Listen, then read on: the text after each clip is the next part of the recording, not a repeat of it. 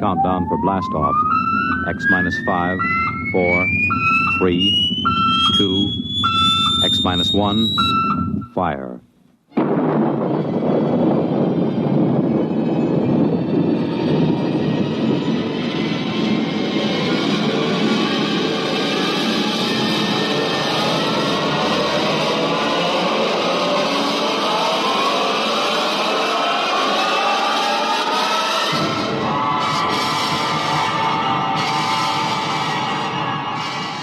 From the far horizons of the unknown come tales of new dimensions in time and space. These are stories of the future, adventures in which you'll live in a million, could be years, on 1,000 maybe worlds. The National Broadcasting Company, in cooperation with Galaxy Science Fiction Magazine, presents X minus 1.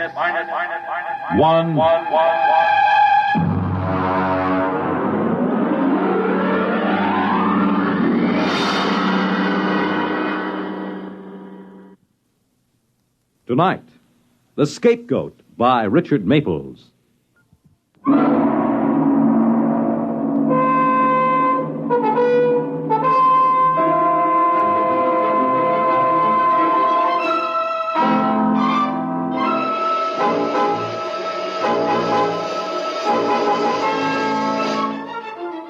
Now, X minus 1 and The Scapegoat.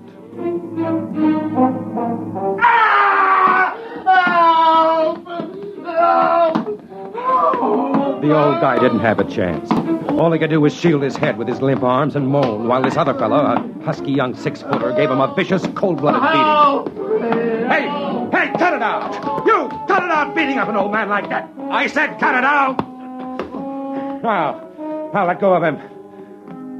Well, what have you got to say for yourself before I belt you as hard as you hit the old man here? Well, hey, you, wait!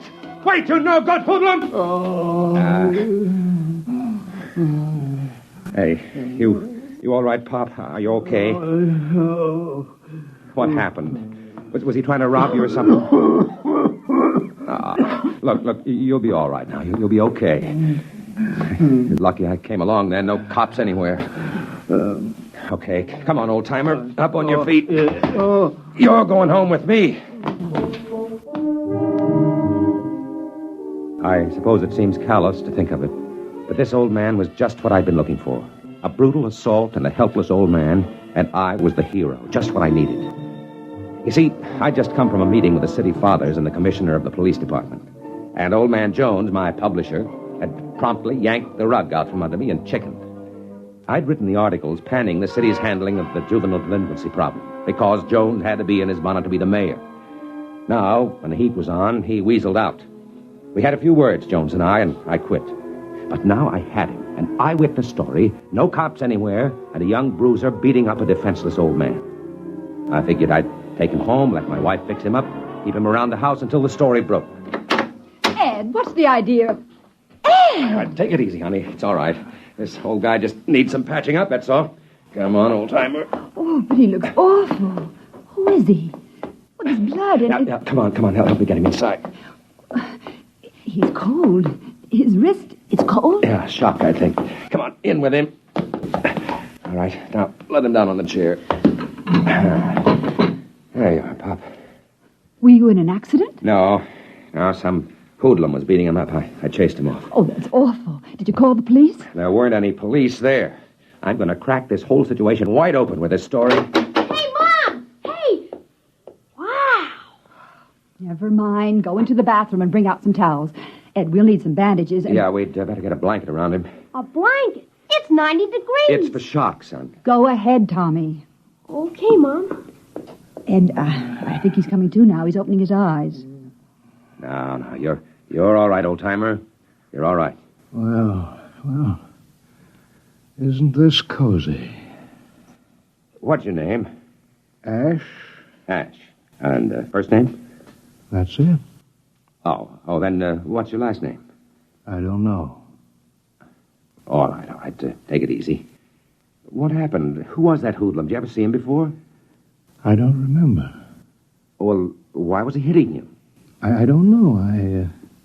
I don't remember. You missing any money? I'm not sure. Well, I suppose I scared him off before he could rob you. Yes, oh, yes, you rescued me, didn't you? I'm really very grateful. Don't try to talk too much now. You'll feel better after you've had something to eat. Ed, we have nothing in the house. We were just going to have a salad. Well, salad's all right. Well, Ed, I think maybe we'd better get Mr. Ash to a hospital or to his house or something. Oh, look, Nana, I told you I want him Ed, here. please, come inside. Well, what's the matter with you? Come inside. Okay. You just sit right here, Mr. Ash. I'll be right back. I just want Yes, I'll be all right now. Nan, what's the matter with you? Get rid of him. What? Get him out of here. Well, why? He gives me the willies. Oh, no, it's just the heat. Well, if you must know, he leered at me.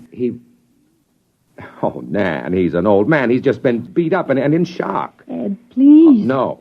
I've got to keep him here. He's my proof. I'll write a story that'll rip the administration wide open, and Jones can't pull it out because I've got the proof right here, and I was the eyewitness. But, Ed, No. please. He stays here, and that's all there is to it.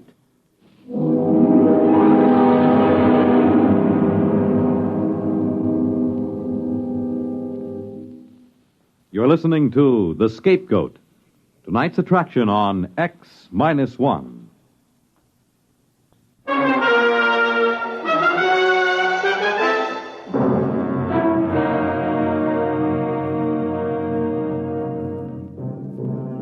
Now back to X-1 and The Scapegoat.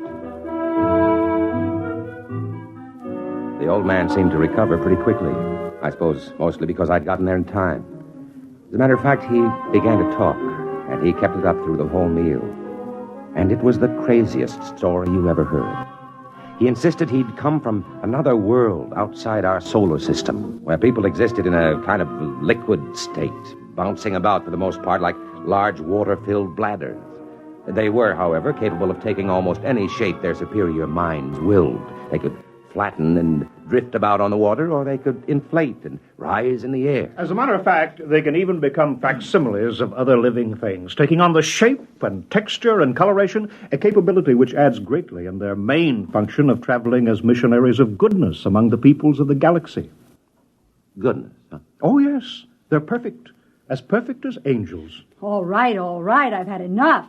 I asked for it. Nan, where are you going? Don't rush off. Well, I guess I know when I'm being kidded. Very funny, Mr. Ash. But I'm not kidding.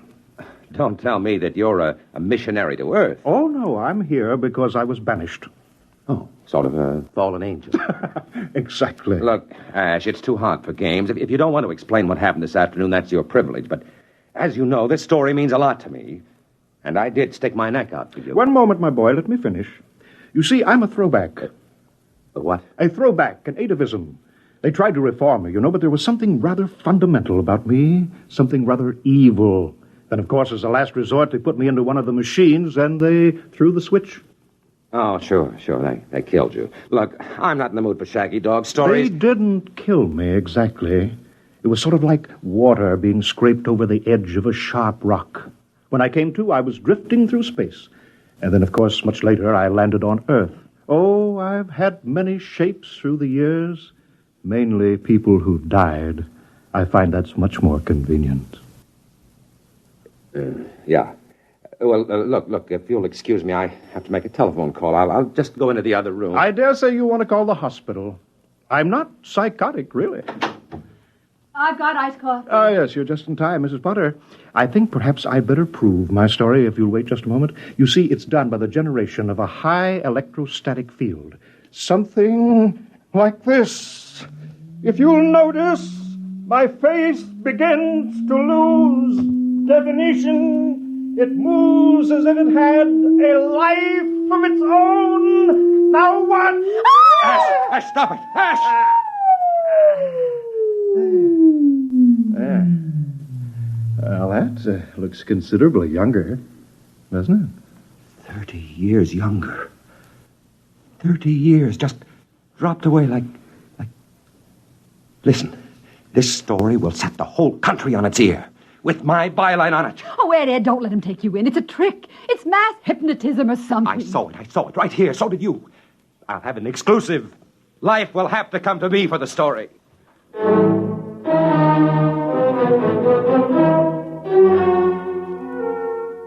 I've got to admit that I could share something of Ann's point of view. He wasn't really very pleasant. As a matter of fact, he had what you'd call colossal gall. After supper, he came right down to cases. Naturally, if I'm to stay here and keep my identity secret until you can arrange for an exclusive story, I will need a little pocket money. How much? How much you got? Well, I don't know. I got about $22, and payday isn't until Thursday. Well, how about your bank account? Hey, now, wait a minute. Well, we'll see what we can arrange later. I am a little tired, though. I think it's about time to go to bed. I noticed a rather comfortable bed in here. Well, I'll see you all in the morning. Good night. And thank you again for rescuing me. Ed, that's our bedroom. I know. Well, you go right in there and tell him that he can't Listen. sleep. He locked the door. Oh, Ed, do something. All right. You get some sheets from the linen closet, and I'll make up the couch. Next day, I made careful inquiries, started to feel around for contacts on live at the AP, someplace to really break the story big. About 5 p.m, Jones, the publisher, called me into his office. Sit down, Ed. I've got some good news. Now, look, Mr. Jones, ever since you left me out on a limb at the mayor's Oh, conference, now, I let's don't... not worry about that, Ed. We've got something very interesting going for us now that changes everything. They've arrested a gang of kids for shoplifting. Well, one of them is Tommy, your son. What? Arrested Tommy? Wait, Ed, don't go off half-cocked. It's a break, don't you see? You can cover delinquency with the lid off now. You'll be riding as a parent in the same boat with other parents. Hey, wait a minute. Where are you going?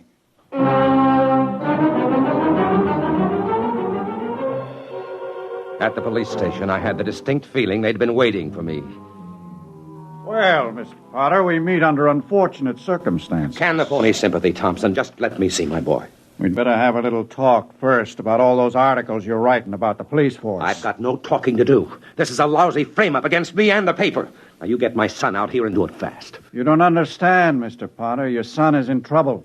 He's been identified as leading a gang of kids who spent most of the morning shoplifting in the stores all over town. That's nonsense. How could my boy do anything like that? He's only 12. Who identified him anyway? The shopkeepers and the other members of the gang. You can see him, Mr. Potter, but I still think we'll want to have our little talk.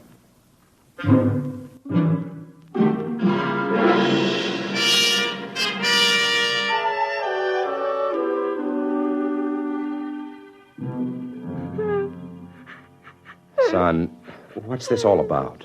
It was Ash.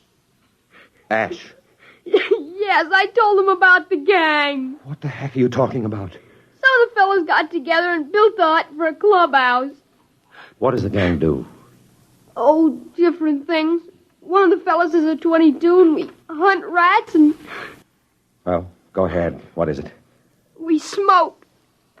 Oh. And what else? That's all, honest. What about shoplifting? No, that was Ash. He wanted me to talk the gang into shoplifting, but I wouldn't. Then he changed himself to look like me and talked the fellas into it when I wasn't around. I only knew about it because I ran into them after they'd robbed a store. Who is this Ash he keeps talking about? Why, he's a man... Oh, never mind. Listen, the boy's beside himself because of all he's been through. Will you let me take him home with me? Of course, Mr. Potter, but the charges still hold. Don't forget to stop in and have our little talk before you report back to juvenile court.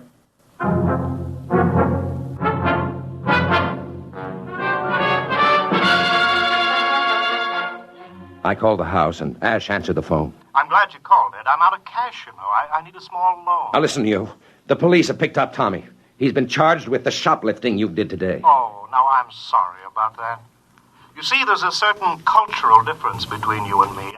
I didn't understand. You're going to help me get him out, you hear? You're going to tell everybody the truth. Well, of course. Of course I will. Now, listen, I'm coming home. Nan will be back from her mother's any minute. Don't you tell her about this, you hear? Well, of course I won't. I'll be waiting right here.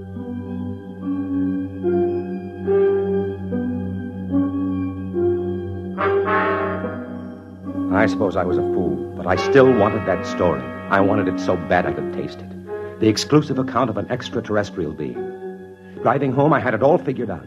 I'd bring Ash down to the police station. He'd tell the story, go through his changing act to convince him, and spring Tommy.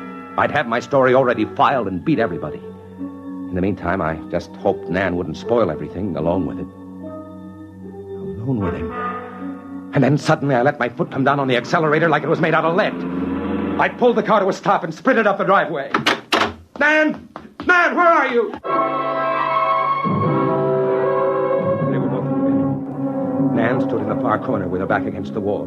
Her shoulders were scratched and her lip cut. She held a heavy bookend, poised to strike at Ash, who was in front of her, moving stealthily forward. He turned as I came in, and I froze in amazement. I couldn't recognize him. And then, all at once, I realized I was looking at the spitting image of myself. Ed, I knew it wasn't you. I knew it wasn't you. Well, if you'll both excuse me, Come back here! I'll get you! I'll get you! I bolted through the window and circled the house. I spotted him rushing down the street, and I caught him around the corner at the same spot where I'd first seen him. let go of me! You've got this coming to you! You've got this coming to you! I slugged him, yet I knew it was useless the instant the blow landed. He felt just like sponge rubber, yet I kept hitting him. I didn't bother listening to his cries, even after he changed himself back to an old man. And then suddenly I felt a hand grab my shoulder and whirl me around, and a fist exploded in my eye. What's the matter with you? What do you think you're doing, beating up an old man like that? You no good hood. Am I out of... I searched desperately for an explanation. And then, abruptly, without having said a word, I reeled and stumbled down the street. Home to Nan.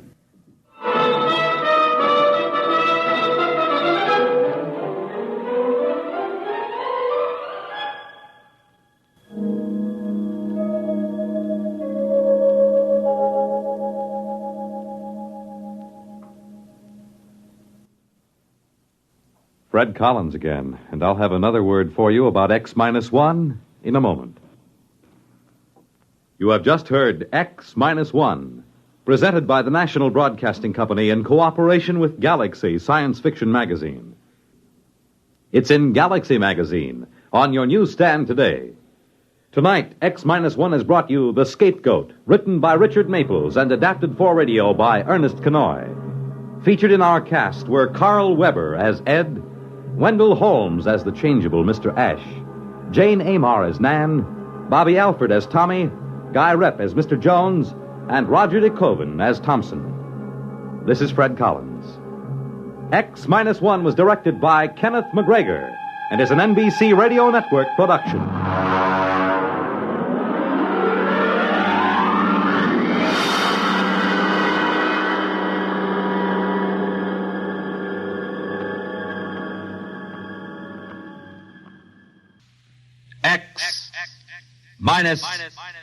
X-1